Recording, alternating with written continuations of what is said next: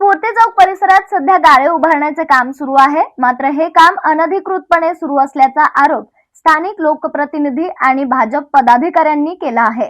त्यामुळे महापालिका प्रशासनाने या प्रकरणात तातडीने लक्ष घालून सुरू असलेले काम बंद करावे आणि संबंधितांवर कारवाई करावी अशी मागणी आयुक्तांकडे करण्यात आली. दरम्यान या परिसरातील काही खोक्यांना पूर्वी प्रशासनाकडून परवाने देण्यात आले होते. मात्र रस्ता रुंदीकरणाच्या नावाखाली हे खोके हटवण्यात आले. खोकेधारकांचे योग्य पुनर्वसन करण्यात आलेले नसल्याचा आरोप यावेळी करण्यात आला.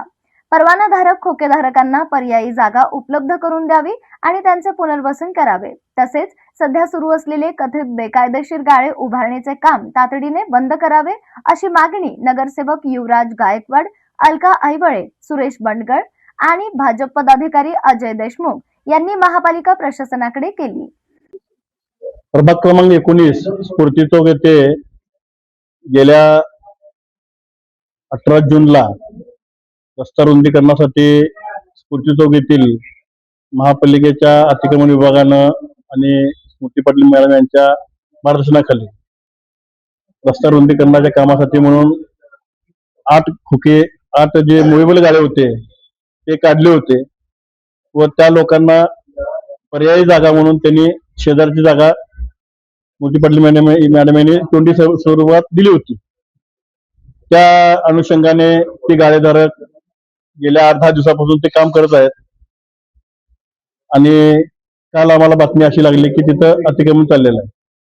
आज आम्ही 4 नगरसेवक मिळून माननीय आयुक्त मॅडम यांना निवेदन दिलेलं आहे की रस्ता डीपी रोड आहे आणि रस्त्याला अडथळा होईल असं खोक्यांचं पुनर्वसन होऊ नये. जिथं महापालिकेची मोकळी जागा आहे, जिथं ट्रॅफिकला अडथळा होणार नाही, लोकांच्या भावना दुखावल्या जाणार नाहीत, नागरिकांना त्रास होणार नाही, अशा ठिकाणी त्या गाळेधारकांचं पुनर्वसन करावं या मागणीसाठी आम्ही आता आयुक्तांना निवेदन दिलेलं आहे. त्याचप्रमाणे आलदार चौक ते 100 फुटी आणि 100 फुटी ते गणपती मंदिर आणि गणपती मंदिर चौकापासून जुनं देवल बाजार या भागामध्ये असलेलं जे अतिक्रमण आहे किंवा ज्या गाड्यांचं हातगाड्यांचं जे हातगाड्याधारकांना परवानगी नाहीत अशी जी गाड्या आहेत जे ट्रॅफिकला अडथळा करतात अशा सर्व गाड्यांच्यावरही कारवाई व्हावी. तर या भागामध्ये 5-6 कॉलेज आहेत, 8-9 शाळा आहेत, 20-25 अकॅडमी आहेत आणि ते विद्यार्थ्यांचा वावर जास्त आहे. तर त्या दृष्टीनं सुरक्षिततेच्या दृष्टीनं हे गरजेचं आहे. त्यामुळे यांच्यावरही कारवाई व्हावी या बाबतीचं निवेदन आम्ही माननीय आयुक्त मॅडम यांना दिलेलं आहे. हा पूर्णपणे चुकीचा आहे, बिनबुडाचा आरोप आहे. त्यासाठीच आज आम्ही 4 जणी एकत्र येऊन आम्ही आज आयुक्त मॅडमना हे देतोय. फक्त यामागं काय कोणा माहित नाही, असंतुष्ट लोकांचं काय त्या लोकांचं हे कारस्थान आहे. पण बसवायला ते काय जायचं बसवायला स्मृती पाटील मॅडम यांनी सांगितल्याप्रमाणे तिने बसवायला सदरचं काम हे अनाधिकृत चाललेलं आहे. हे काम थांबवावं, रस्त्याला अडथळा करू नये आणि त्यांना पर्यायी जागा महापालिकेने त्यांना द्यावा, त्यांचं पुनर्वसन करावं अशी आमची मागणी आहे.